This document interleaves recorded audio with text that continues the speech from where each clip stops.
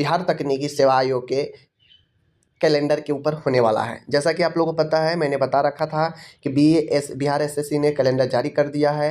अब अलग अलग एजेंसियां की बारी है, तो बीटीएससी ने भी अपना वार्षिक परीक्षा कैलेंडर 2026 जारी कर दिया है। ठीक है, इस कैलेंडर में क्या कमियां हैं, ठीक है ना, इस कैलेंडर में किसका क्या भर्ती है वो सब कुछ मैं बताऊँगा। और क्या स्टाफ नर्स की नई भर्ती इसमें दी गई है या नहीं दी गई है, क्योंकि मैं पहले से ही बता रहा हूँ कि जब तक 11,389 पद बहाल नहीं होंगे तब तक नया बहाली को सोचिए ही मत, नहीं आएगा। तो क्या नया बहाली दिया है या नहीं दिया है हम बताएंगे और पता चलेगा, ठीक है ना।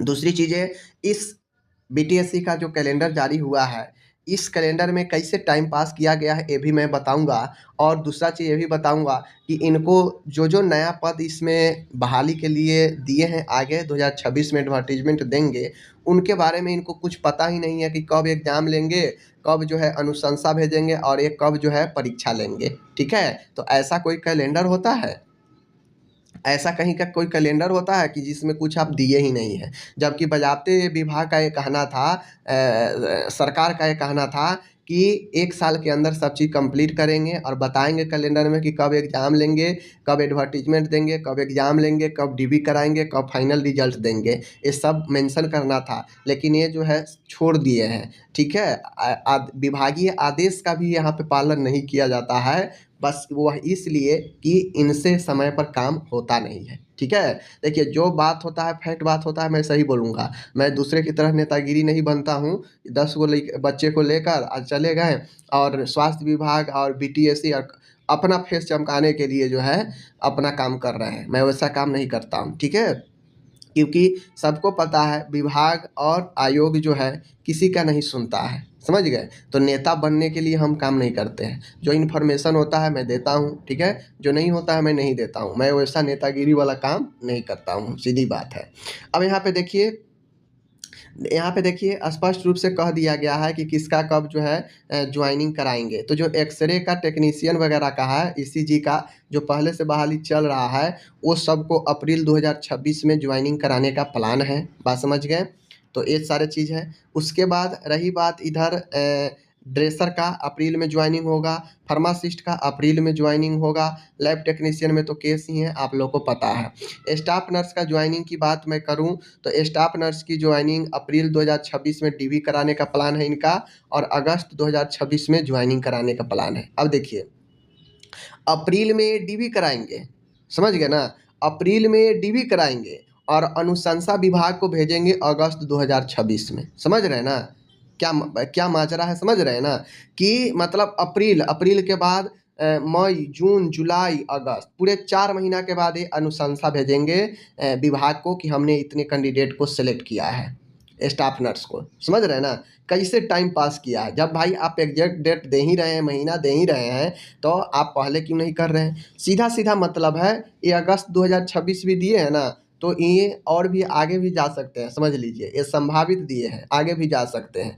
तो कुल मिला के यह स्टाफ नर्स में यह पूरे के पूरे 2026 बहाली अपना, जैसा मैं पहले बताया था कि 2026 से पूरा ले ही लेंगे। अब 2026 पूरा ले ही लिए ताकि कोई न्यू बहाली इनको देना न पड़े। ठीक है, तो न्यू बहाली भी स्टाफ नर्स का कोई इसमें नहीं है। ओके, समझ लीजिए मैंने पहले ही कहा था स्टाफ नर्स का कोई नया बहाली नहीं आएगा जब तक ये 11,389 क्लियर न हो जाए। ठीक है, ट्यूटर की बात करें तो ट्यूटर का जून में ही ये जो है कराने का प्रयास कर रहे हैं कि जून में ही इसका ज्वाइनिंग करवा दें।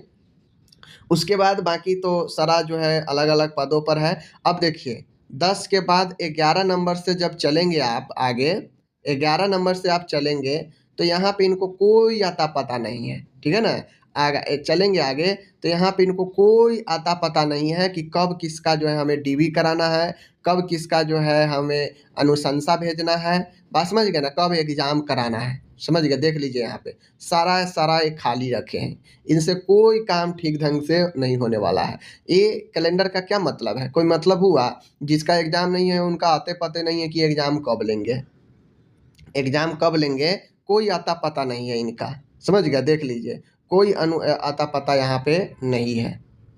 तो क्या ही मतलब कुछ कह नहीं सकते हैं। बहुत जो है कैलेंडर में भी जो है घोर मट्ठा जो है कर दिया गया है कैलेंडर में भी। भाई ना आप यहाँ पे एग्ज़ाम डेट दिए हैं, नहीं आप रिजल्ट का डेट दिए हैं, डीवी का डेट दिए हैं, और नहीं जो है आप यहाँ पे अनुशंसा विभाग को भेजने का दिए हैं, कुछ नहीं दिए हैं। तो क्या मतलब बनता है? ये तीनों इम्पोर्टेंट कॉलम खाली रख के छोड़ दिए हैं, तो क्या मतलब बनता है? कोई मतलब नहीं बनता है। एक कैलेंडर बस ये पता कर दिए हैं कि कब एडवर्टीजमेंट आएगी, ये पता करके छोड़ दिए हैं। इससे क्या हो जाएगा? बहुत दिक्कत है भाई मेरे।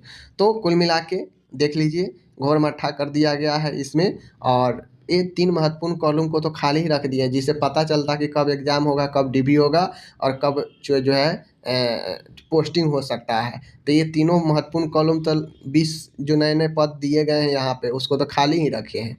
तो ये बीटीएससी बहुत टाइम पास करने वाला आयोग है, समझ लीजिए टाइम पास यहाँ पे बहुत ज़्यादा होता है।